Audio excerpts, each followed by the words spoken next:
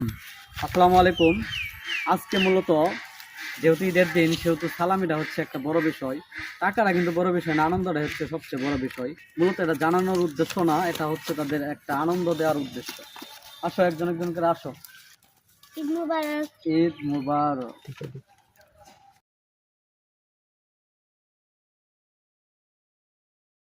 চলো।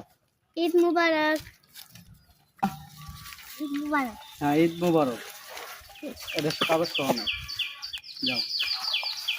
ঈদ মুবারক। ঈদ মুবারক। যাও। আসো। ঈদ মুবারক। ঈদ নাও। মুবারক। ঈদ মুবারক। সুন্দর সুন্দর কাজ। দাঁড়াও, কাট নাও। লিফা কাটটা নাও। আসো আসো, এখন আসো।